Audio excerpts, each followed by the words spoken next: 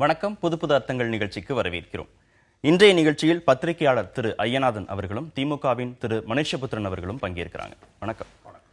3 தொகுதிகளுக்கான தேர்தல் திமுக வேட்பாளர்கள் அறிவிக்கப்பட்டிருக்கிறாங்க.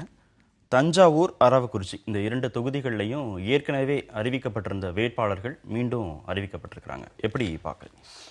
இப்போ இந்த தேர்தல் நிறுத்தப்பட்ட இந்த 2 தொகுதிகள் அரவக்குறிச்சியும் தஞ்சாவூரும் மிகப்பெரிய அளவிற்கு பணம் கைப்பற்றப்பட்டது.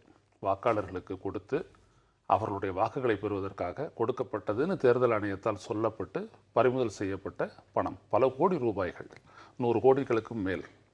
அப்படிப்பட்ட ஒரு இடத்தில் இந்த 5 மாத காலத்தில், இது மே மாதம் கைப்பற்றப்பட்டது, இன்றைக்கு 5 மாதம் போய்விட்டது, அவர்களின் மீது அல்லது அந்த கைப்பற்றப்பட்ட பணத்தின் மீது தேர்தல் ஆணையம் எடுத்த நடவடிக்கை என்ன? யார் வெற்றி பெற வேண்டும் என்று அங்கே பண விநியோகம் செய்யப்பட்டதாக தேர்தல் ஆணையம் சொன்னதோ கைப்பற்றியதோ அதே காரணகர்த்தாக்கள் அவர்களை வேட்பாளராக அறிவிக்கப்படக்கூடிய ஒரு சூழல் இருக்கிறது என்றால் இதை கட்சியை சொல்லி குற்றமில்லை, தேர்தல் ஆணையத்தினுடைய செயல்பாட்டை தான் நாம் குறை கூற வேண்டியதாக இருக்கின்றது. அப்படி என்றால் நீங்கள் இவ்வளவு பணத்தை எல்லாம் கைப்பற்றினீர்களே, பரிசு பொருட்கள் எல்லாம் கைப்பற்றினீர்களே, அதற்கெல்லாம் என்ன அர்த்தம்? கைப்பற்றப்பட்டதோடு எல்லாம் முடிந்து விடுகிறதா? அதன் மீது நடவடிக்கை இல்லையா?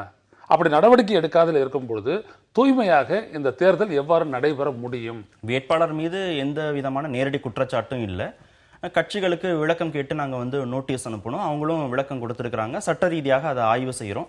சட்டப்படி அந்த வேட்பாளர்கள் போட்டியிடக்கூடாது அப்படின்னு சொல்வதற்கு எந்த முகாந்திரமும் இல்லை. இது தேர்தல் ஆணையத்துடைய ஸ்டாண்ட். நான் கேட்கறது என்னன்னா, இதுல யாரு பொறுப்பு? அப்ப இவ்வளவு தூரம் இந்த பணம் வந்ததனுடைய அர்த்தம் என்ன? அது யாருக்காக வந்தது? அப்பொழுது அந்த கட்சி என்ன விளக்கம் அளித்திருக்கிறது? அந்த கட்சிக்கு அந்த பொறுப்பு இல்லையா? திமுகவாக இருக்கட்டும், அதிமுக இருக்கட்டும், அவங்களுக்கெல்லாம் அந்த பொறுப்பு இல்லையா? அந்த வேட்பாளர்களுக்கு இதில் சம்பந்தமே இல்லையா?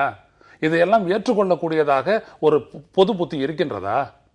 தேர்தல் ஆணையம் தன்னைத்தானே ஏமாற்றிக் கொண்டு தனது விளக்கங்களின் மூலம் மக்களையும் ஏமாற்ற முற்படுகிறது என்பதுதான் இந்த விளக்கத்திலிருந்து நாம் தெரிந்து கொள்ள முடியும். இல்ல, சட்டப்படிதானே ஒரு அமைப்பு செயல்பட முடியும். ஒரு அமைப்பு சட்டம் என்ன சொல்லுதோ அதுதான் நீங்க சொல்ல முடியும். கே.சி. பழனிசாமி அவர்களுடைய அலுவலகத்தில் கைப்பற்றப்பட்டதாக சொன்னீர்கள்.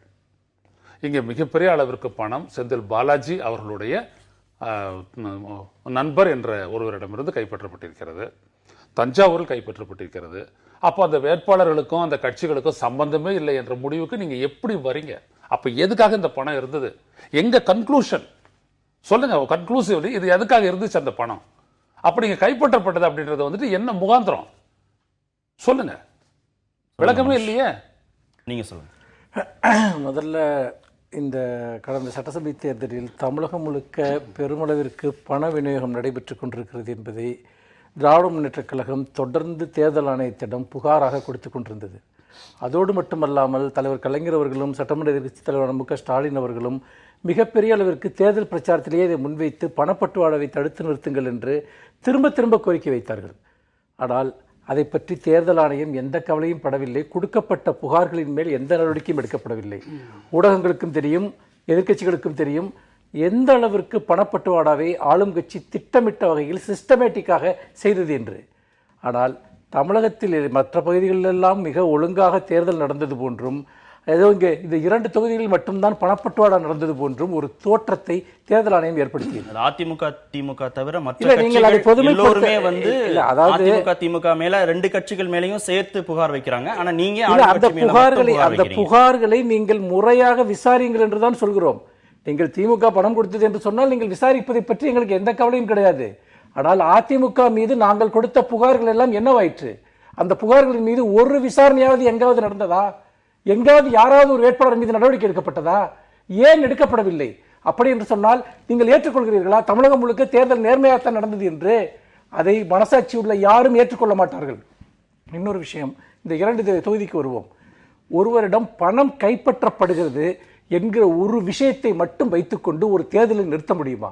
நம்முடைய சட்டப்படி தேர்தலை நிறுத்த வேண்டும் என்று சொன்னால் நீங்கள் தேர்தல் நடத்த முடியாத ஒரு சூழல் இருக்கிறது, வன்முறை சூழல் நிலவுகிறது, நியாயமாக வாக்குப்பதிவு நடக்காது, இப்படி ஏதாவது காரணங்கள் வேண்டும்.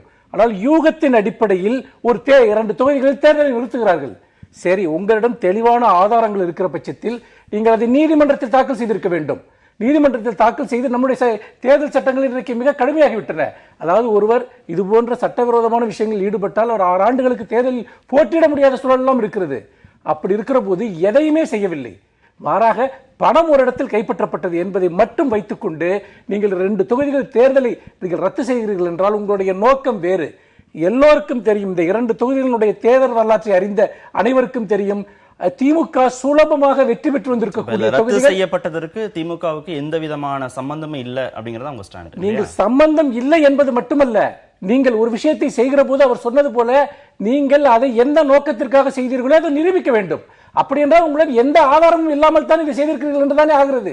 ஏன் நீங்கள் நீதிமன்றத்தில் இது ஒரு வழக்காக மாற்றவில்லை? வேட்பாளர்கள் மீது நேரடியான குற்றச்சாட்டு இல்ல, வேட்பாளருடைய குடும்ப உறுப்பினர்கள்ட்ட இருந்து பணம் கைப்பற்றப்பட்டது, நான் அதுதான் சொல்றேன் சார். கட்சிக்காரர்கள்ட்ட இருந்து பணம் கைப்பற்றப்பட்டது. நான் என்ன சொல்றேன், இந்த புகாருக்கு நீங்க எந்த விதமான என்ன சொல்றேன்னா, இப்ப ஒருத்தர் ஒரு தொழில் செய்கிறார், ஒவ்வொரு வேட்பாளரும் ஏதாவது ஒரு தொழில் செய்யக்கூடியவர்கள் இருக்கிறார்கள். அது வருமான வரி அதிகாரிகளுடைய பிரச்சனை. அது ஒருவரிடம் பணம் அதிக அளவில் இருக்கிறது என்று சொன்னால் நீங்கள் அந்த பணத்திற்கு கணக்கு காட்டுங்கள், எதற்காக அந்த பணத்தை வைத்திருங்கள் என்று கேட்பதெல்லாம் இப்பொழுது கூட அதுதான் நடைமுறையில் இருக்கிறது. ஆனால் ஒரு இடத்தில் பணத்தை கைப்பற்றி இருக்கிறோம், அதனால் இந்த தேர்தலை நடத்த மாட்டோம் என்று சொன்னால் இதில் என்ன ஏதாவது ஒரு அர்த்தம் இருக்கிறதா? இதில் தேர்தலை ரத்து செஞ்சதே தவறு அப்படின்னு சொல்றேன். இல்ல, அதுதான் சொல்ல வரேன். மறுபடியும் அது எங்க வந்து நிக்குதுன்றத பாருங்க. கைப்பற்றப்பட்ட பணம் யாரால் கைப்பற்றப்பட்டது? சிறப்பு பார்வையாளர்களால் கைப்பற்றப்பட்டது. இப்ப மற்ற இடங்கள் எல்லாம் புகார் வந்துச்சு, ஆனா அந்த புகாருக்கான அடிப்படையோ அல்ல ஆதாரமோ மற்ற இடங்கள்ல இல்ல. ஆனா இந்த 2 இடங்கள்லையும் இவங்களுடைய சிறப்பு பார்வையாளர்கள் வந்து அவங்க சோதனை நடத்தி அவங்க கைப்பற்றப்பட்டது. தஞ்சாவூர்ல பாத்தீங்க அப்படின்னா பல லட்சக்கணக்கான ரூபாய் ஒரு லார்ஜ் ரூம்ல இருந்து கைப்பற்றினாங்க. அது யாருக்கு சொந்தம் அப்படின்னும் போது திமுக வேட்பாளருக்கு நெருக்கமானவர் அப்படின்னு சொன்னாங்க. இங்க பாத்தீங்கன்னா அதிமுக திமுக 2 வேட்பாளர்களுக்கும் இந்த மாதிரி அப்படின்னு சொன்னாங்க. அதே மாதிரி இப்போ அதிமுக சார்பாக அறிவிக்கப்பட்டவர் சார்பாகவும் நிறைய பரிசு பொருட்கள் தஞ்சாவூர்ல கைப்பற்றப்பட்டது என்று தேர்தல் ஆணையமே சொன்னது. இதன் மீது என்ன நடவடிக்கை எடுக்கப்பட்டது? யார் பொறுப்பாளி? கட்சிகளும் சம்பந்தம் கிடையாது, அந்த வேட்பாளர்களும் சம்பந்தம் கிடையாதுன்னா அப்ப எதுக்காக கைப்பற்றுறீங்க? அப்ப இந்த படத்தை திருப்பி கொடுத்துட்டீங்களா? என்ன விளக்கம் நீங்க பொதுமக்களுக்கு கொடுத்திருக்கீங்க? இது காசு கொடுத்து வாக்குகளை வாங்குறது ஒரு கிரிமினல் அஃபென்ஸ் போட்டிருக்கீங்கல்ல, தேர்தல் நடைமுறை விதிகளின்படி அது இருக்குல்ல. ஏன் அதை ஒரு கிரிமினல் கேஸா நீங்க காட்டல? ஏன் கொண்டு போல? சிரிச்சுக்கிட்டே பேசுறீங்க, அதெல்லாம் ஒண்ணும் இல்ல அப்படின்னு சொல்றாரு லக்கானி. இதுதான் நீங்க ஒரு சுதந்திரமான ஒரு அமைப்பு செய்யக்கூடிய காரியம். அது இல்ல, நீங்க திருப்பி தேர்தல் ஆணையத்தை நீங்க சொல்றீங்க. கட்சிகளுக்கு எந்த விதமான தார்மீக பொறுப்பே இல்லைன்னு சொல்றது. நான் அதை சொன்னேன். நீங்க கைப்பற்றின நீங்க அவங்களுக்கு ஏன் பொறுப்பாக்க மாட்டேங்கிறீங்கன்னு நான் கேக்குறேன். இது ஒண்ணு தேர்தல் ஆணையத்து ஒண்ணு பொதுமக்கள் பணமா அப்படி 1 லட்சம் ரூபாய் 40,000 50,000 இதெல்லாம் வசூல் பண்ணி வச்சுக்கிட்டு ஆதாரத்தை காட்டி எடுத்துட்டு போன்னு சொன்னீங்கல்ல. தேர்தல் தொடர்பான அறிவிப்பு வெளிவருகிறது. திமுக இந்த தொகுதிகளுக்கான விருப்ப மனுக்களை தாக்கல் செய்யுங்க அப்படின்னு சொல்லி அறிவிப்பு விடுறாங்க.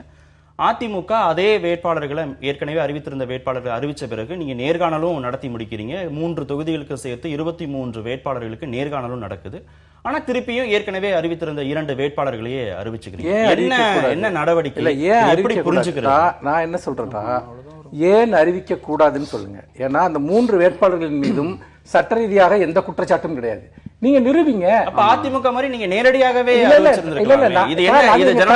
நடைமுறை சார். அதாவது நீங்க எங்க கட்சிகளுக்கு என்று சில விதிமுறைகள் இருக்கின்றன. நேர்காணல் நடத்துவது என்பது கட்சியினுடைய அந்த பைலாப்படி தான் நாங்கள் போக முடியும். அதிமுக போல அது ஒற்றை தனிநபர் அதிகார மையம் அல்ல திராவிட முன்னேற்ற கழகம். ஒவ்வொரு செயலுக்கும் ஒவ்வொரு சிறு செயலுக்கும் கட்சியினுடைய சட்ட விதிமுறைகள் இருக்கின்றன. அப்படி இருக்கிற போது எல்லோருக்கும் அவர்கள் வேட்புமனுவை அதாவது அவர்களுடைய விருப்ப மனுவை வாங்குவது, அதன் அடிப்படையில் பரிசீலனை செய்வது என்பதெல்லாம் மீறப்பட முடியாத நடவடிக்கைகள். அதிமுக போல எங்களை செயல்படுங்கள் என்று சொன்னால் என்ன அர்த்தம்? எங்களை பொறுத்த வரைக்கும் இப்பொழுதும் இந்த விருப்பமனு கொடுத்தவர்களில் பொருத்தமான வேட்பாளர்களாக அவர்கள் இருக்கிறார்கள் என்று கட்சி தலைமை நினைத்ததால் அவர்களை நிறுத்தி இருக்கிறது. அதை தாண்டி அதில் ஒன்றுமே இல்லை. இன்னொன்று, இப்பொழுது நீங்கள் செந்தில் பாலாஜி மேல் எத்தனை வழக்குகள் இருக்கின்றன. அப்படிப்பட்ட ஏதாவது ஒரு வழக்குகள் இந்த வேட்பாளர்கள் மீது இருக்கிறதா? நேற்று கூட ஒரு வழக்கு பதிவு செய்யப்பட்டிருக்கிறது செந்தில் பாலாஜி மேல். ஒரு நிமிஷம் சொல்லி முடிச்சிருக்கேன் சார். இல்ல இல்ல, அதாவது நீங்க அதிமுக போல அறிவித்து நாங்களே அறிவிக்க வேண்டும், அதுக்கான அவசியம் எதுவுமே இல்லை. என்னோட கேள்வி என்னன்னா, அதிமுக அறிவிப்புக்கு பிறகு இந்த மாதிரியான முடிவை எடுத்துக்கலாம்னு நீங்க காத்திருந்த மாதிரி தானே தெரிகிறது. அதாவது ஒரு விஷயம் நாங்கள் அறிவிக்கப்பட்ட அன்றிலிருந்து விருப்ப மனு வாங்குவது என்கிற ஒரு ப்ராசஸை ஆரம்பித்து அதன்படி நடைமுறையில் போகிறோம். அதிமுக யாரை அறிவித்தால் என்ன, அறிவிக்காவிட்டால் என்ன? அதிமுகவில் எல்லோருமே அடையாளமற்ற நபர்கள். ஆனால் திராவிட முன்னேற்ற கழகம் அப்படி அல்ல. அவர்கள் ஒவ்வொரு தேர்தல் வருகிற போதும் ஜனநாயகபூர்வமாக எல்லோருடைய விருப்பத்தையும் கேட்டு அதன் அடிப்படையில் தான் கட்சி முடிவு செய்யும். இது எல்லா தேர்தல்களிலும் நாங்கள் பின்பற்றக்கூடிய ஒரு நடைமுறை. அதனால் அதை பற்றி இங்கு பிரச்சனை இல்லை. ஆனால் என்ன விஷயம் என்னவென்றால், இதை நீங்கள் திமுக அதிமுக என்று நீங்கள் பொதுமைப்படுத்துவதை விட இந்த விஷயத்தில் தேர்தல் ஆணையம் செய்தது என்பது திராவிட முன்னேற்ற கழகத்திற்கு எதிரான ஒரு நடவடிக்கை. நாங்கள் சுலபமாக வெற்றி பெறக்கூடிய 2 தொகுதிகளில் திட்டமிட்ட வகையில் தேர்தல் நிறுத்தப்பட்டது. அந்த வகையில் திராவிட முன்னேற்ற கழகத்திற்கு ஒரு மிகப்பெரிய அநீதி. பொதுமைப்படுத்தாதீங்க அப்படிங்கறத எப்படி புரிஞ்சுக்கிறது? இவர் வேற தளங்கள்ல இரு கட்சிகளையும் வச்சு பார்க்கணுங்கிறதா அவருடைய. அவர் ஒரு கட்சியை சார்ந்து பேசுகின்றார், எனவே அவர் அதை சொல்லுகின்றார். அதற்கான உரிமை படைத்தவர் என்று கூட சொல்லலாம். அது வேறு. ஒரு பொதுவான மனிதனாக தேர்தல்கள் முழுமையாக தூய்மையாக நடைபெற வேண்டும், மக்களினுடைய ஜனநாயக பிரதிநிதிகளாக மக்கள் வர வேண்டும் அப்படின்னு நம்ம நினைக்கிறோம், எதிர்பார்ப்பு இருக்கு. அப்படின்னம்னா இதை நிறைவேற்றக்கூடிய அத்தாரிட்டி யாரு? அதிகாரமிக்க அமைப்பு எது? தேர்தல் ஆணையம். அந்த தேர்தல் ஆணையம் என்ன செய்கிறது என்பதற்கு எந்த விதமான விளக்கமுமே இல்லையே. காசை கைப்பற்றினீங்க, யாருது? எதற்காக கைப்பற்றப்பட்டது? எதற்காக அங்கே இருந்தது? இதற்கு யார் பொறுப்பாளி? அவர்கள் மீது எடுக்கப்பட்ட நடவடிக்கை என்ன? இல்லைன்றதுக்கு அப்புறம் கட்சிக்காரங்களை பேசி என்ன இருக்குது? குற்றச்செயல்களில் ஈடுபட்டவர்கள் அல்லது உங்களுக்கு நன்றாக தெரியும் அவர்கள் மீது பல்வேறுபட்ட வழக்குகள் இருக்கிறது என்றார், அவர்களை நிறுத்தாதீர்கள் என்று உச்சநீதிமன்றம் கூட சொல்லுச்சு கட்சிகளுக்கு. ஆனா கட்சிகளுக்கு அந்த கட்டளையை ஏற்கணும் ஏற்கக்கூடாதுன்ற ஒரு இது அவங்களுடைய சொந்த விருப்பத்திற்கு உட்பட்டது. ஏனென்றால் ஒருவர் சட்டப்படி குற்றவாளி என்று நீதிமன்றத்தால் அறிவிக்கப்படும் வரை அவர் குற்றமற்றவர் என்றே கொள்ள வேண்டும் என்று மனித உரிமையினுடைய பிரகடனமே சொல்லுகிறது. அப்ப நீங்க தேர்தலுக்கு மட்டும் இதை மாத்தி பொருத்த முடியாது. கட்சிகளே முன் இந்த வேட்பாளரை நிறுத்தி இருக்க கூடாது அப்படின்னு ஒரு சாரார் சொல்றாங்க. இன்னொரு சாரார் கட்சிகளுக்கு தான் நீதிமன்றமே சொல்லுச்சு இல்லையா? அதாவது தவறு நடந்ததுங்கிற அடிப்படையில கட்சிகளுக்கு விளக்கம் யார் எந்த அடிப்படையில சொல்றாங்க? அந்த 2 கட்சிகளுமே தேர்தல்ல போட்டியிடாம தடை செய்யப்படணும் அப்படின்னு இன்னொரு தரப்புல சொல்றாங்க. இன்னொரு சாரார் யார் சார்? அவங்களுக்கு என்ன ஆதாரம் இருக்கு? என்ன ஆத்தென்டிசிட்டி இருக்கு? அவர்களை பொறுத்த வரைக்கும் தெருவில் போகக்கூடிய யார் வேண்டுமானாலும் நீங்க ஒரு சாராருங்கிறது தெருவுல போறவங்க இல்ல நான் சொல்றேன் சார், ஒரு நாட்டுல சட்டம் நடுநிலையாளர்கள் சொல்லலாம். யார் சார் நடுநிலையாளர்? இந்த நாட்டுல நடுநிலையாளர் யாரு? அப்படி ஒரு ஆள் கூட கிடையாது. நீங்க 2 கருத்தையும் நீங்க பாருங்க. நான் சொல்றேன் ரெண்டுமே இந்த கேள்வி சொல்லுங்க நான் ஆன்சர் பண்றேன். ரெண்டுமே பத்திரிகையாளர்களோ சமூக ஆர்வலர்களோ விவாதங்களுக்கு வரக்கூடியவர்கள் தான் சொல்றாங்க. அவங்க எப்படி நீங்க தெருவுல போறவங்க நீங்க சொல்லுங்க. சொல்றேன். சமூக ஆர்வலர்கள், பத்திரிகையாளர்கள் இவர்கள் எல்லாம் கட்சி சார்பற்று நடுநிலையாக செயல்படுகிறீர்கள் என்று சொன்னால் அதை நான் ஒரு துளியும் ஏற்றுக்கொள்ள தயாராக இல்லை.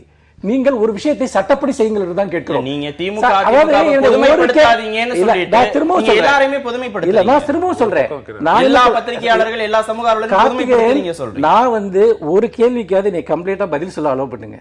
நான் என்ன சொல்றேன்னா, இந்த விஷயத்துல சட்டப்படி எது நடைமுறை? ஒரு இடத்துல பணம் கைப்பற்றப்பட்டது என்கிற ஒரு விஷயமே தேர்தலை நிறுத்துவதற்கு போதுமானதா? அதன் அடிப்படையில் கட்சிகளை தடை செய்ய வேண்டும், வேட்பாளர்களை தடை செய்ய வேண்டும் என்று சொன்னால் எந்த சட்டத்தின் அடிப்படையில் செய்வீர்கள்? நீங்கள் ஒண்ணு இல்ல, இவங்க எலக்ட் ஆகி வந்ததுக்கு அப்புறம் இவங்க விதிமுறை மீறல்களில் ஈடுபட்டாங்க, இல்ல தேர்தல் ஆணையத்துறை நடத்திய விதிமுறைகளுக்கு எதிராக செயல்பட்டாங்க அப்படின்னு நீங்க ப்ரூவ் பண்ணுங்க. உங்ககிட்ட ஆதாரம் இருந்ததுன்னா அப்ப அவரை பாத்தீங்கன்னா நீங்க பதவி நீக்கம் செய்ய முடியும். அவர் தேர்ந்தெடுக்கப்பட்டது செல்லாதுன்னு சொல்ல முடியும். எல்லா அதிகாரமும் தேர்தல் ஆணையத்திற்கு இருக்கிறது, நீதிமன்றத்திற்கு இருக்கிறது. அந்த ப்ராசஸ்க்குள்ள நீங்க போனீங்களா? மனம் போன போக்கில் நீங்கள் ஒரு தேர்தலை நிறுத்துவீர்கள் என்று சொன்னால் மக்களுடைய ஜனநாயகத்திற்கு எதிரான ஒரு படுகொலையை தேர்தல் ஆணையம் செய்திருக்கிறது. வந்துருச்சுங்களா? இவ்வளவு 100-150 கோடி ரூபாய் கைப்பற்றப்பட்டதற்கு பிறகும் கூட தேர்தலை ஏன் நிறுத்தினீங்கன்ற ஒரு கேள்வி கேட்கிற அளவுக்கு வந்துருச்சு இல்லையா? இப்ப இதுக்கு யாரு பொறுப்பாளி? ஆணையம் தானே. அப்ப அவங்க செய்யாதனால தான் இந்த மாதிரி ஒரு கேள்வியை சுலபமா எழுப்ப முடிஞ்சது.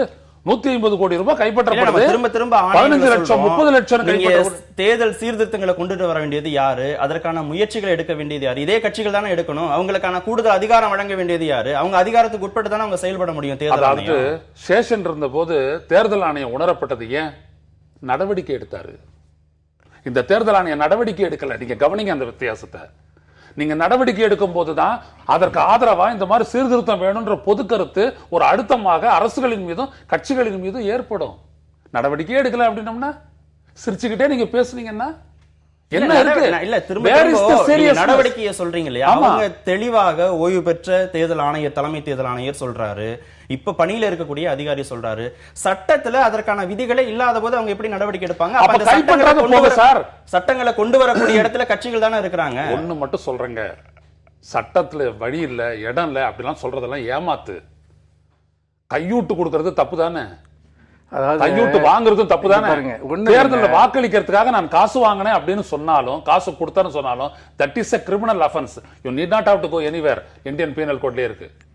நீங்க ஒண்ணு தெரிஞ்சுங்க, இதேதான் இன்னொரு திராவிட முன்னேற்ற கழகத்தை சேர்ந்த ஒரு பிரதிநிதி பேச வந்த போது நான் சொன்னேன், அதுல விதியில இல்ல, தேர்தல் விதியில இல்ல அப்படின்னு. தேர்தல் விதியை நடைமுறைப்படுத்துவதற்கு நீங்க பொதுவான குற்றவியல் தடுப்பு சட்டத்தை பயன்படுத்தலாம். அப்புறம் எதுக்கு குற்றவியல் தடுப்பு சட்டம் இருக்கு? அதாவது ஏன் நீங்க அதை பண்ணல? இல்ல, தேர்தல் எதையுமே நீங்க பண்ணாம தேர்தல் நடத்தை விதிமுறையை மீறினார் என்பதற்காக இந்தியாவினுடைய ஒரு பிரதமரையே ஒரு உச்சநீதிமன்றத்தினால் உங்கள் தேர்தல் செல்லாது என்று சொல்ல முடிந்தது. அதன் அடிப்படையில் எமர்ஜென்சி என்ற ஒரு மிகப்பெரிய விஷயம் கூட இந்தியாவில் வந்தது.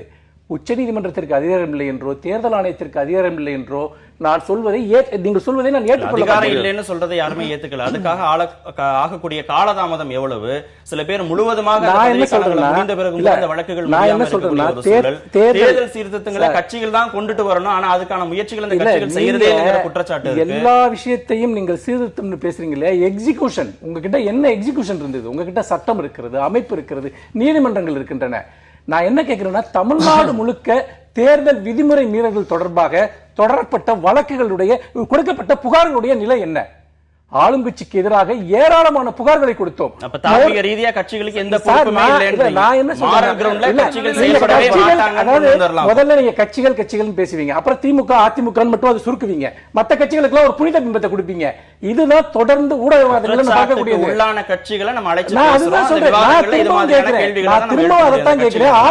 அதிமுக மீது நாங்கள் கொடுத்த புகார்கள் எந்த சமரசமும் இல்லாம நீங்க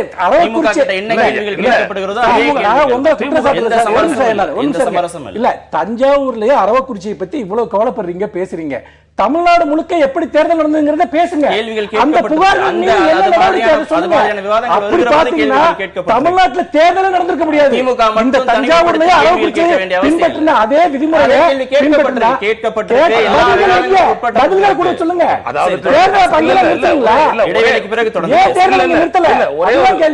ஒரே ஒரு விஷயத்தை மட்டும் மனுஷபுத்திரன் அவர்கிட்ட நான் சொல்றேன். அவர் திராவிட முன்னேற்ற கழகத்தின் சார்பா பேசலாம், ஆனா அதுக்கு முன்னாடி அவர் எழுத்தாளர், அவர் ஒரு பத்திரிகையாளர். அவர் பொதுநிலையில இருந்து பேசணும். திமுக எல்லாம் கொடுக்கவே இல்ல, தெரியவே தெரியாது. நீங்க ப்ரூவ் பண்ணுங்க சார். நான் என்ன சொல்றேன், சட்டப்பூர்வமா ப்ரூவ் பண்ணுங்க, நீதிமன்றத்துல ப்ரூவ் பண்ணுங்க. எங்களுக்கு அதை பத்தி கவலை இல்ல. போற போக்கு நீங்க அவன் கொடுத்தா இவன் கொடுத்தான்னு சொல்லிட்டே இருந்தா என்ன அர்த்தம்? நீங்க நிரூபணம் அடிப்படையில தான் மனுஷ் விவாதம். தொடர்ந்து பேசலாம் இடைவெளிக்கு பிறகு. காவிரி மேலாண்மை வாரியம் அமைக்க மத்திய அரசுக்கு உத்தரவிட வேண்டும் அப்படின்னு குடியரசுத் தலைவரிடம் மக்கள் நல கூட்டணி தலைவர்கள் வலியுறுத்தி இருக்கிறாங்க. குடியரசுத் தலைவருக்கு இதில் அதிகாரம் இருக்கு அப்படின்னு புரிஞ்சுக்கலாமா? அவரை சந்திப்பதன் மூலமாக ஏதாவது செய்ய முடியும் அப்படின்னு இவங்க நம்புறாங்களா? இல்லை, அதாவது இதில் அதிகாரம் யாருக்கு இருப்பது என்பதே இப்பொழுது ஒரு மிகப்பெரிய குழப்பத்தில் இருக்கிறது. நீதிமன்றத்திற்கே அதிகாரம் இல்லை என்று மத்திய அரசு சொல்லிக் கொண்டிருக்கிறது. மத்திய அரசு இதில் தலையிட வேண்டும் என்று நீதிமன்றம் சொல்லிக் கொண்டிருக்கிறது. இந்த நிலையில் இந்த விஷயத்தில் அதிகாரம் படைத்தவர்கள் யார் என்பது இன்றைக்கு வரைக்கும் ஒரு மிகப்பெரிய கேள்வி. ஆனால் குடியரசுத் தலைவர் போன்ற ஒரு நாட்டினுடைய மிக உயர் பொறுப்பில் இருக்கிறவரிடம் அந்த பிரச்சனையை கொண்டு செல்கிற போது அதற்கு இப்போ நம்ம போய் கவர்னரை பார்த்து ஒரு மனு கொடுக்குறோம், ஒரு தமிழ்நாடு அரசில் இவ்வளோ ஊழல்கள்லாம் நடக்குதுன்னு. உடனே கவர்னர் அதன் பேரில் உடனடியாக நடவடிக்கை எடுக்கிறாருன்னா கொடுக்குறோம். இதெல்லாம் மக்களிடம் போய் ஒரு கவனப்படுத்துவதற்கான ஒரு விஷயமா தான் நான் பார்க்குறேன். ஆனால் இதில் எனக்கு வேறொரு அப்சர்வேஷன் என்ன இருக்குது அப்படின்னு சொன்னால், திராவிட முன்னேற்ற கழகத்தை பொறுத்த வரைக்கும் நாம் அனைத்து கட்சிகளும் சேர்ந்து ஒரு ஒருங்கிணைந்த குரலில் குரல் கொடுக்க வேண்டும். ஒரு தமிழகத்தினுடைய ஒட்டுமொத்த உணர்வுகளையும் நாம் மத்திய அரசிற்கு ஒன்று திரண்டு வெளிப்படுத்த வேண்டும். அதற்காக அனைத்து கட்சிகளும் ஒருங்கிணைந்து இந்த விஷயத்தில் நிற்க வேண்டும், அதிமுக உட்பட, என்பதுதான் திராவிட முன்னேற்ற கழகத்தினுடைய ஒரு நிலைப்பாடு. ஆனால் பொதுவாக துண்டு துண்டாக நடந்து கொண்டிருக்கக்கூடிய விஷயங்களின் மூலமாக நாம் விரும்புகிற ஒரு அர்த்தத்தை அது நாம் வட இந்தியாவில் இருக்கக்கூடிய அரசியலுக்கோ அல்லது மத்திய அரசிற்கோ எந்த அளவிற்கு நாம் கொடுக்க முடியும் என்பது ஒரு கேள்வி. நீங்க எப்படி பாக்குறீங்க? ஏன்னா சட்ட ரீதியாக ஒரு போராட்டம் நடக்குதுங்கிறது ஒரு வே, அதை புரிஞ்சுக்க முடியுது. அரசியல் ரீதியான அழுத்தம் அப்படிங்கறது பிரதமரையோ இல்ல நீர்வளத்துறை அமைச்சரையோ சந்திக்கிறது அப்படிங்கிற ஒரு வேயும் எடுத்துக்கலாம். குடியரசுத் தலைவரை சந்திக்கிறது அப்படிங்கறத நம்ம எப்படி புரிஞ்சுக்கலாம்? ரொம்ப முக்கியத்துவம் வாய்ந்ததாக நான் கருதுகிறேன். இந்த மக்கள் நல கூட்டணி எடுத்த மிகச்சிறந்த ஒரு முடிவு. அதே நேரத்தில் அவர் சகோதரர் மனுஷபுத்திரன் அவர்கள் சொன்ன அந்த விடயத்தையும் நான் ஏற்கிறேன். அரசியல் ரீதியாக அழுத்தம் கொடுக்கும் பொழுது எல்லா கட்சிகளும் ஒன்றாக நின்றால் நன்றாகத்தான் இருக்கும். அது ரொம்ப முக்கியம். ரெண்டாவது இதில் என்ன அப்படின்னீங்கன்னா, ஏன் இதில் பிரசிடென்டினுடைய அந்த இடம் முக்கியத்துவம் பெறுது அப்படின்னம்னா, காவிரி மேலாண்மை வாரியம் அமைக்க முடியாது என்று மத்திய அரசு சொல்ல முடியாது. ஏனென்றால் ஒரு நதிநீரை எவ்வாறு பகிர்ந்து கொள்வது மாநிலங்களுக்கிடையே என்பதற்காக ரிவர் போர்ட் ஆக்ட் என்றே ஒரு சட்டம் இருக்கிறது. அதுவும் 1956 தான் நிறைவேற்றப்பட்டது. பின்னால் இந்த மாநிலங்களுக்கிடையிலான நதிநீர் தகராறு சட்டத்தில் ஒரு திருத்தம் கொண்டு வந்து இந்த மேலாண்மை வாரியம் போன்ற ஒரு அத்தாரிட்டி அமைப்பதற்கான ஒரு திருத்தம் செய்யப்பட்டு விட்டதனால் இதை யாரும் பேச மாட்டேங்கிறாங்க. ஐயா பட நெடுமாறன் அவர்கள் எழுதிய அந்த கட்டுரையில் அதை குறிப்பிட்டார். த ரிவர் போர்ட் அத்தாரிட்டி என்பது ரொம்ப முக்கியமானது.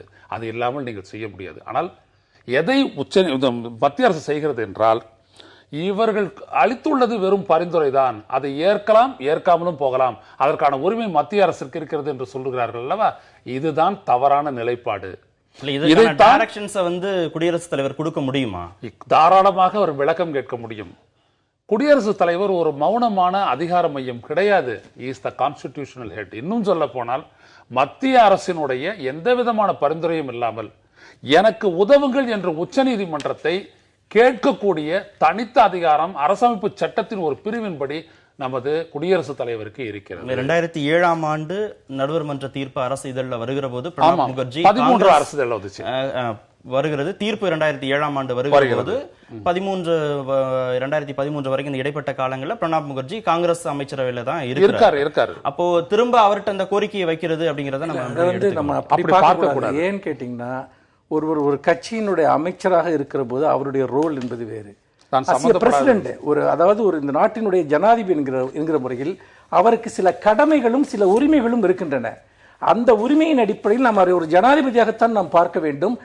நாம் பிரதமர் மோடியிடம் அவருடைய எல்லா விதமான ஒரு அரசியல் பின்புலமும் நமக்கு தெரிந்தால் கூட நீங்கள் வகுப்புவாத சக்திகளுக்கு எதிராக நடவடிக்கை எடுங்கள் என்று நாம் கேட்கத்தானே செய்கிறோம். எங்களுக்கும் சேர்த்துதான் நீங்கள் பிரதமர் என்றெல்லாம் நாம் கேட்கத்தானே செய்கிறோம். அதனால் கடந்த காலத்தில் எல்லோருமே ஏதாவது ஒரு அரசியல் கட்சியிலிருந்து தான் வந்திருப்பார்கள். அதன் அடிப்படையில் தான் ஒரு ஜனாதிபதி முடிவுகளை எடுக்க வேண்டும் என்று எந்த அவசியமும் இல்லை. இன்றைக்கு அவர் ஒரு பொதுவான மனிதர், நாட்டினுடைய முதல் குடிமகன், அதிகாரமிக்க ஒரு பதவியில் இருக்கக்கூடியவர். அப்படி இருக்கிற போது இந்த விஷயத்தில் மத்திய அரசிற்கு அவர் அறிவுறுத்த முடியும், அறிவுறுத்த வேண்டும். ஏனென்றால் இது ஒரு மாநில உரிமை பிரச்சனை மட்டுமல்ல, மிகப்பெரிய ஒரு மனிதாபிமானம் சார்ந்த ஒரு பிரச்சனையும் என்பதை மறந்துவிடக்கூடாது. முக்கியமான ஒரு விடயம் இருக்கிறது.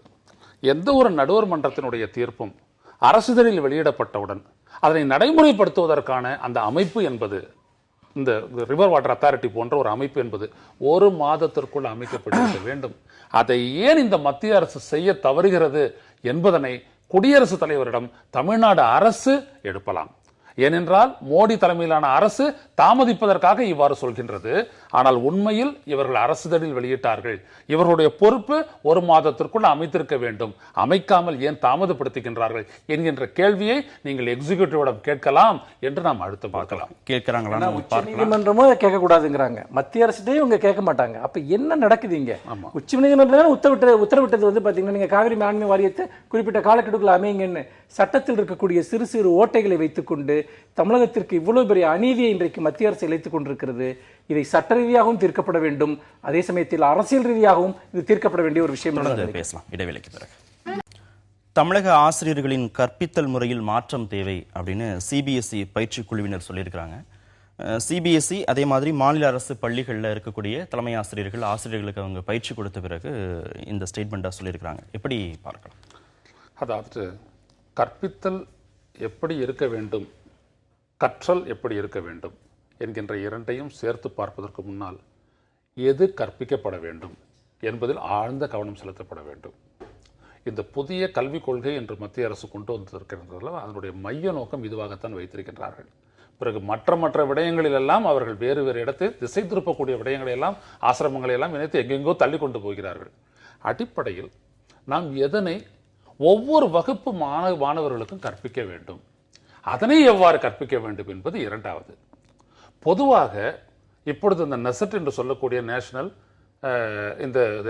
Council for education research and training என்பதுதான் சிபிஎஸ்இக்கு பாடத்திட்டங்களை வகுத்து தருகிறது. அப்படிப்பட்ட பாடத்திட்டங்களின் மீது கற்ற மாணவர்களின் கூட சர்வதேச தர அந்த சோதனையின் போது பார்த்தீர்களானால் பின்னாடி தான் இருக்கிறாங்க. நமது பல்கலைக்கழகங்களும் பின்னாடி தான் இருக்கு. அப்ப நம்ம எப்படி கொள்ள முடியும்? இன்னைக்கு ஒரு சிறந்த பள்ளி கல்வி என்பது கொடுக்கப்படக்கூடிய இடம் எதுன்னு பார்த்தீங்கன்னா பின்லாண்டில் கொடுக்குறாங்க, பல்வேறுபட்ட ஐரோப்பிய நாடுகளில் கொடுக்குறாங்க, செக்கோஸ்லோவாக்கியா போன்ற நாடுகளில் எல்லாம் புத்தித்திறனை மிக அறிவியல் பூர்வமாக ஆராய்ந்து அதற்கேற்றால் போல் கற்றுக் கொடுக்கின்றார்கள். சோவியத் யூனியன், ரஷ்யா போன்ற இடங்களில் என்று பார்த்தீர்களானால் அவர்கள் எழுதுவது என்கின்ற ஒரு இடத்திற்கே மிக மிக தாமதமாக வருகிறார்கள். சொல்லுவதை தாங்களே கேட்பது என்பது போன்ற அப்படிப்பட்ட ஒரு முறையை வைத்துக் கொண்டு பிறகு அவர்கள் என்ன செய்கிறார்கள் என்றால் வாரம் அந்த தேர்வு என்கின்ற வைக்கின்றார்கள். இந்த வாரம் நீ கற்றதை பற்றி சில கேள்விகளை கேட்கின்றார்கள். அவர்கள் கிராஜுவல் growth என்று சொல்லக்கூடிய அளவுக்கு ஒரு சீரான மெதுவான ஒரு வளர்ச்சியை மட்டும் விட்டு செல்கின்றார்கள். இன்னொன்று முக்கியமான விடயம், பள்ளி வகுப்பறைகளுக்குள்ளேயே மாணவர்களை முடக்காமல் சூழல்களுக்கு கொண்டு செல்கின்றார்கள். நீம் ட்ரீ என்று சொல்லுவதோடு நின்று விடுவதில்லை, அதை எடுத்துக்கொண்டு போய் காட்டுகிறார்கள். அதனுடைய பயன்பாட்டை ஒரு சாதாரண வார்த்தைகளாக மக்களுக்கு கற்பிக்கின்றார்கள். அப்படித்தான் வரும்பொழுது அவர்கள் சூழல் என்கின்றதை முக்கியமாக உணர்ந்து அதன் பார்ப்பட்ட கல்வியாக வருகின்றார்கள். இங்கே பார்த்தீர்கள் அதிகபட்சம் படங்கள் மட்டும்தான் இருக்கின்றன. மூன்றாவதாக தேர்வை நோக்கிய கல்வி இங்கே இருக்கின்றது. இது மிக மிக ஆபத்தானது. அதான் சுட்டி காட்டப்பட்டுள்ளது. தேர்வு மதிப்பெண். நீங்க எப்படி பாக்குறீங்க? இதில் பொதுவாக இப்போது அய்யநாதன் அவர்கள் கூட ஒரு பின்லாந்தில் இருக்கக்கூடிய ஒரு கல்வி முறையை பற்றி சொன்னார். பல்வேறு விதமான மாடல்ஸ் இருக்கிறது. ஒரு கற்பித்தல் முறை தொடர்பாக வெவ்வேறு நாடுகள் வெவ்வேறு விதமான கல்வி முறையை பின்பற்றுகின்றன. ஆனால் இதில் எல்லாவற்றிற்கும் ஒரு அடிப்படையாக வலியுறுத்தக்கூடியது, பாவுலோ பிரேயர் போன்ற கல்வியாளர்கள் வலியுறுத்தக்கூடிய ஒரு மிக முக்கியமான விஷயம் என்னவென்றால் வகுப்பறை ஜனநாயகம். இதிலிருந்து தான் எல்லா விஷயங்களும் தொடங்குகின்றன. ஒரு மாணவர்களுடைய சிந்திப்பதற்கான, கனவு காண்பதற்கான அல்லது அவருடைய கற்பனைகளுக்கான இடம், உரையாடுவதற்கான ஒரு இடம் ஒரு கல்வி அமைப்பிற்குள் இருக்க வேண்டும். மாறாக அங்கு ஒரு எஜமான அடிமை உறவு போன்ற ஒரு விஷயம் ஆசிரியர்களுக்கும் மாணவர்களுக்கும் இருக்கக்கூடாது, அல்லது தேர்வு முறையினுடைய ஒரு அடிமைகளாக மாணவர்கள் இருக்கக்கூடாது என்பதுதான் உலகத்தின் மிகப்பெரிய கல்வியாளர்களுடைய அடிப்படை கருதுகோள். அதை நாம் ஒவ்வொருவரும் எப்படி அடாப்ட் செய்கிறோம் என்பது மிகவும் முக்கியம். இந்தியா முழுமைக்கும் ஒரு கல்வி முறை சாத்தியமில்லை என்று நான் நினைக்கிறேன். முதல் விஷயம் ஏனென்றால் மாணவர்கள் மொழி ரீதியாக, பண்பாடு ரீதியாக, இன்னும் சொல்ல போனால் பொருளாதார ரீதியாக பல்வேறு விதமான நிலைகளில் இருக்கிறார்கள். அப்படி இருக்கிற போது பொத்தாம் பொதுவான சில வழிமுறைகளை நாம் பரிந்துரைக்க கூடாது. அடிப்படை கருதுகோள்களை மட்டும் எடுத்துக்கொண்டு ஒவ்வொரு பள்ளியும் அல்லது ஒவ்வொரு ஆசிரியரும் தனக்கேற்ற ஒரு கற்பித்தல் முறையை உருவாக்கி கொள்ள வேண்டும். ஏனென்றால் இது பல நாடுகளில் இது இருக்கிறது. பள்ளிகளுக்கு பாடத்திட்டத்தை வடிவமைத்துக் கொள்வதற்கு சுதந்திரம் இருக்கிறது. அந்தந்த சூழலுக்கு ஏற்ப, அந்தந்த காலகட்டத்திற்கு ஏற்ப இப்போ மாணவர்களை நெறிப்படுத்துவதற்கான ஒரு சூழல் இருக்கிறது.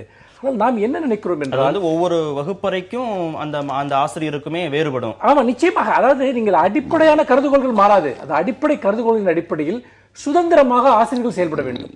அதன் அடிப்படையில் மாணவர்களும் பங்கேற்க வேண்டும். இதைத்தான் வகுப்பறை ஜனநாயகம் என்கிற சொல்லால் திரும்ப திரும்ப நாம் பேசுகிறோம். ஆனால் துரதிர்ஷ்டவசமாக நம்முடைய குடும்பங்களில் குழந்தைகள் எப்படி வளர்கிறார்களோ அதே போல்தான் நம்முடைய வகுப்பறைகளிலும் இருக்கிறார்கள். அவர்கள் எப்பொழுதும் ஏதாவது ஒரு அதிகாரத்திற்கு உட்பட்டவர்களாக எதிர்த்து கேள்வி கேட்டால், இன்றைக்கு டைம்ஸ் ஆஃப் இந்தியாவில் வந்திருக்கக்கூடிய அந்த கட்டுரை கூட இதை சொல்கிறது. அதாவது மாணவர்கள் தங்களுடைய கற்பனை திறனின் அடிப்படையில் ஒரு அறிவியல் பூர்வமான சில விஷயங்களின் மீது கேள்வி எழுப்பினால் அந்த மாணவர்கள் எள்ளி நகையாடப்படுகிறார்கள் என்கிற விஷயத்தை எல்லாம் அந்த கட்டுரை சுட்டி காட்டுகிறது. அப்படி என்று சொன்னால் சுயமாக சிந்திப்பது என்பதையே நம்முடைய வகுப்பறைகள் தடை செய்கின்றன. இதே கொஞ்சம் நம்ம வெளிப்படையாக பேசலாம். அந்த கட்டுரைகளில் சொல்லியிருக்க ரெண்டு விஷயங்களை நம்ம பேசலாம். ஒன்று வந்து அந்த ஆசிரியர்கள் சொல்லி கொடுக்கக்கூடிய அந்த வார்த்தைகளை அந்த மாணவர்கள் தேர்வுகளில் எழுதலை அப்படின்னா அவங்க வந்து மதிப்பெண்கள் குறைக்கிறாங்க அப்படின்னு ஒரு விஷயம் இருக்கு. இன்னொன்று, இயற்கை உபாதைகளை கழிப்பதற்கு போகும்போது அவங்க வந்து அட்டெண்ட் நேச்சர்ஸ் கால் அப்படின்னு சொல்லி தான் அந்த இயற்கை உபாதையை கழிப்பதற்கான அந்த அனுமதியை அவங்கள்ட்ட இருந்து வாங்கணும். அப்படி வாங்க சிரமப்படுகிற போதோ இல்லை அது அந்த வார்த்தை அவங்களுக்கு வராத போதோ அவங்க வந்து மாணவர்கள் வந்து அதை வந்து அங்கேயே அடக்கிட்டே இருக்கிறாங்க. இந்த மாதிரி ரெண்டு விஷயங்களை வந்து சொல்றாங்க. இந்த அளவுக்கு ஜனநாயகம் இல்ல, ஒரு எஜமானர்கள் மாதிரி நடந்துக்கிறது அப்படிங்கறத நம்ம எப்படி, அதான் அந்த ஃப்ரீனஸ் வகுப்பறையில் எப்படி மாணவர்களை நம்ம வளர்க்க வேண்டும் அப்படின்றது ரொம்ப முக்கியம். நீங்க ஒன்று கல்வியை பொறுத்த வரைக்கும் எடுக்கணும். அது என்ன அப்படின்னீங்கன்னா, இது மனிதர்களை வார்த்தெடுக்கக்கூடிய ஒரு இடம். நீங்கள் கற்பிப்பது மட்டுமல்ல, எது அவரிடமிருந்து வெளிப்பட வேண்டும் அப்படின்றதையும் நம்ம பார்க்கணும். இல்ல, இதை மாணவர்கள்ட்ட இருந்து தொடங்கணுமா ஆசிரியர்கள்ட்ட இருந்து தொடங்கணுமான்னு கேட்கிறேன். தொடங்கப்பட வேண்டிய இடம் வந்துட்டு மையம் மாணவன், செய்ய வேண்டியது ஆசிரியர். ஒரு உதாரணத்துக்கு சொல்றேன். ஆற்றல், மற்றொன்று திறன், இன்னொன்று சிறப்பு. இப்ப என்னையும் கார்த்திகையும் வந்துட்டு வேறுபடுத்துறது எதுன்னு பார்த்தீங்கன்னா ஒரு சிறப்பு தான், ஆற்றல் இல்லை. ஆற்றல் வந்துட்டு நீங்க வந்துட்டு பொதுவாக ஒரு மனிதனுக்கு ஒரு ஆற்றல் இருக்கும். நல்லா விளையாடுவான், சிலர் வந்துட்டு நல்லா படிப்பான், ஒன்று இருக்கும். ஆனால் திறன் அப்படின்றது என்ன அப்படின்னீங்கன்னா நம்ம மேம்படுத்தக்கூடிய ஒன்று. ஆனால் சிறப்பு என்பதுதான் இண்டிவிஜுவாலிட்டி. இங்கே இவர்கள் என்ன செய்கின்றார்கள் என்றால் பொதுவான ஒரு கல்வியை வைத்துக்கொண்டு எல்லோரையும் ஒரே மாதிரி தேர்ந்தெடுக்கின்றார்கள், ஒரே மாதிரி வளர்த்திருக்கின்றார்கள். அப்பொழுது கொல்லப்படுவது அவருடைய தனித்தன்மையே. தனித்தன்மை என்று வெளிப்படாமல் அப்படியே கொல்லப்படும் ஒரு சூழல் ஏற்படும் பொழுது அங்கே கல்வியினுடைய மிக உயர்ந்த நோக்கம் சாகடிக்கப்படுகிறது. இந்த தனித்தன்மையை வெளிக்கொணரக்கூடிய அந்த மிக பெரும் கடமை ஆசானுக்கு, ஆசிரியனுக்கு, பள்ளி ஆசிரியனுக்கு இருக்கிறது. இல்ல எல்லாமே தேர்வை நோக்கி தானே இருக்கு, மதிப்பெண்கள் நோக்கி தான் இருக்கு. நம்ம இவ்வளவு மாற்றங்களை கொண்டுட்டு வரணும்னா அங்கேயும் மாற்றங்கள் தேவைன்னு எடுத்துக்கலாமா? இல்ல, இதுல பல விஷயங்கள் சம்பந்தப்பட்டிருக்கு. அதாவது தேர்வு முறை என்று ஒரு அதிகாரம் இருக்கிறது.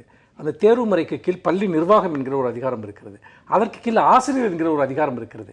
இப்படி பல்வேறு அடுக்கு நிலைகளில் ஒவ்வொருவரும் இன்னொருவரை கண்காணிக்கக்கூடிய ஒரு சூழல் இருக்கிறது.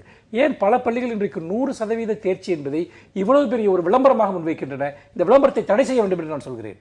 ஏனென்று கேட்டால் 100% தேர்ச்சிக்காக 2 விஷயங்கள் நடக்கின்றன. மாணவர்கள் கசக்கி பிழியப்படுகிறார்கள். இன்றைக்கு கல்வி வர்த்தகத்தினுடைய அடிப்படையாக ஒரு பள்ளியில் சென்டம் 100% எல்லாரும் தேர்ச்சி பெறாங்கன்றது ஒரு அடிப்படை அளவுகோலாக வைக்கப்படுகிறது.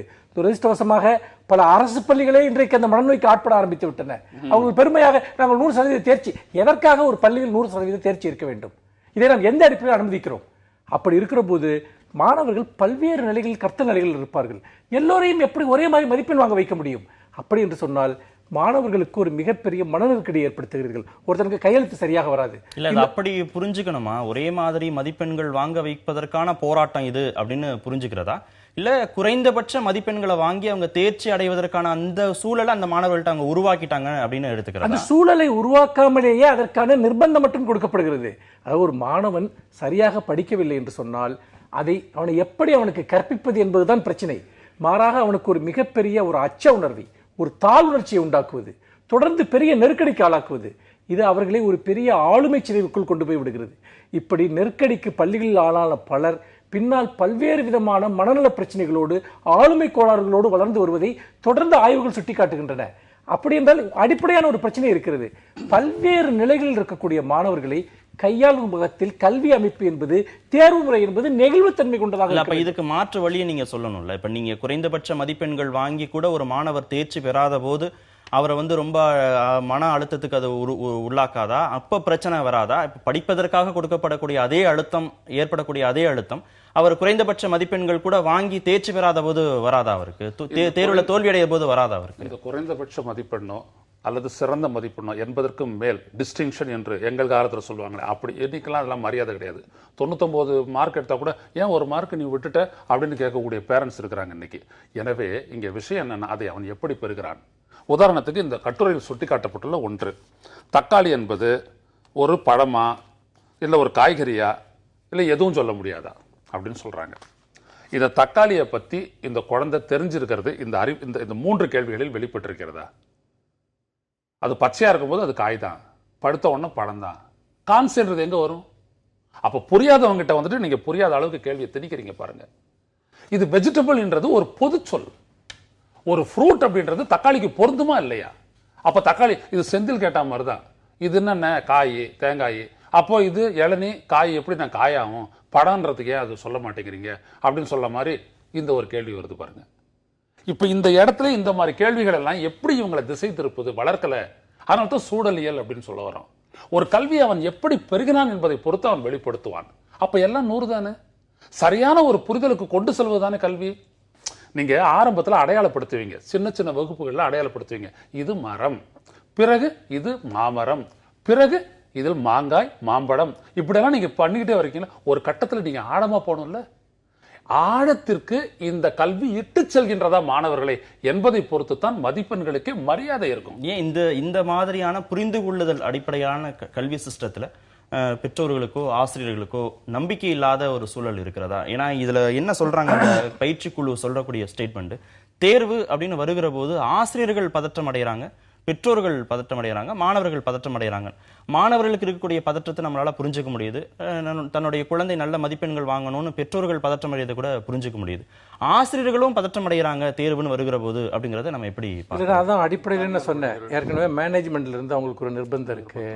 ஆசிரியர்கள் தொடர்பான பல்வேறு, அதாவது நீங்க ஒரு ஆசிரியர் படிக்கக்கூடிய மாணவர்கள் குறைவாக மதிப்பெண் பெற்றால் ஏன் என்கிற கேள்வி வருகிறது.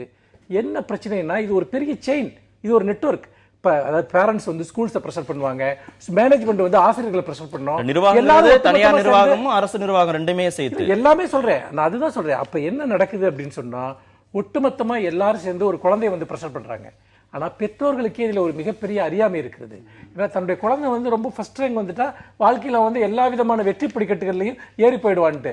இதே நாட்டில் தான் லட்சக்கணக்கான பொறியியல் பட்டதாரிகள் வேலை இல்லாமல் இன்றைக்கு காத்துக் கொண்டிருக்கிறார்கள். எந்த பெற்றோர்கள் யோசிக்கிறார்களா? ஒரு குழந்தை இன்ஜினியரிங் படிச்ச உடனே அவர் நம்ம வாழ்க்கையை ரொம்ப பிரகாசமாயிரும்னு நிறைய பெற்றோர்கள் நினைக்கிறாங்க. ஆனா அப்படியெல்லாம் கிடைக்காது, சமூகத்தில் வேற பிரச்சனைகள் இருக்கு, வேலை கிடைக்கிறது இல்லைங்கிறது நிறைய பெற்றோர்களுக்கு உரைக்கிறது இல்லை. அதே மாதிரிதான் பள்ளிகளும் கூட மாணவர்களுடைய தனிப்பட்ட பிரச்சனைகளை கவனிக்க முடியாத அளவிற்கு பல நெருக்கடிகள், ஆசிரியர் பற்றாக்குறை, நிறைய மாணவர்களை ஒரு ஆசிரியர் கையாள வேண்டி இருப்பது, இப்படியெல்லாம் பல பிரச்சனைகள் இருக்கின்றன. அதாவது கட்டமைப்பு ரீதியாக தீர்க்க வேண்டிய பிரச்சனைகள், நிறைய ஆசிரியர்கள், பயிற்சி பெற்ற தகுதி வாய்ந்த ஆசிரியர்கள், இதையெல்லாம் யார் செய்ய வேண்டும் என்று சொன்னால் அரசுதான் செய்ய வேண்டும். கட்டமைப்புகளை உருவாக்குவது, தகுதி வாய்ந்த ஆசிரியர்களை உருவாக்குவது என்பது. அதற்காக இவர்கள் என்ன செய்கிறார்கள்? நம்முடைய கல்விக்கான நிதி ஒதுக்கீடு, மத்திய அரசின் நிதி ஒதுக்கீடு ஒவ்வொரு ஆண்டும் குறைந்து கொண்டே வருகிறது. இதை எல்லாவற்றையும் செய்துவிட்டு நாங்கள் சிறந்த கல்வியை வந்து கொள்கை ரீதியாக கொடுப்போம் என்று சொல்லிக் கொண்டிருந்தால் எப்படி கொடுக்க முடியும்? அதற்காக நீங்கள் என்ன செய்தீர்கள்? நீங்கள் ஒண்ணுமே பண்ணல. கல்விக்கான நிதி ஒதுக்கீடுகள் குறைக்கப்படுகிறது, கல்விக் கொள்கையினூடாக பல விஷம கருத்துக்கள் உள்ளே கொண்டு வரப்படுகின்றன. இதற்குள்ளாகத்தான் கல்வி சார்ந்த அனைத்து விவாதங்களும் திசை திரும்புகிறதே தவிர அடிப்படையான வாழ்வியல் கல்வி என்பது இல்லை. ஒண்ணு இல்ல, பாலியல் கல்வியை கொண்டு வருவது தொடர்பாக எத்தனை வருஷமா நம்ம பேசிட்டு இருக்கோம். இன்னைக்கு பாலியல் குற்றங்களை பத்தி தொடர்ந்து பேசுறோம். ஒரு பெரிய பாலியல் குற்றம் வெடிச்ச உடனே பாலியல் கல்வி வேணுங்கிறோம், அதுக்கப்புறம் இதை மறந்துடுறோமே. இதற்கெல்லாம் தீர்வு பாடத்திட்டத்தை மையப்படுத்தாத தேர்வு முறை அப்படின்னு நம்ம புரிஞ்சுக்கலாமா? இல்லைங்க, நான் ஆரம்பத்தில் சொன்னதே தான். எதை கற்பிக்க போறோம், எது கற்பித்தல், எது கற்றல் என்பதை பொறுத்து நமது கல்வியாளர்கள் ஒரு ஆழமான ஒரு ஆய்வுக்கு தங்களை உட்படுத்திக்கணும். மற்ற நாடுகளில் எப்படி அதை செய்யறாங்க, எப்படி அவங்க வார்த்தை எடுக்கிறாங்கன்றதை ரொம்ப பார்க்கணும்.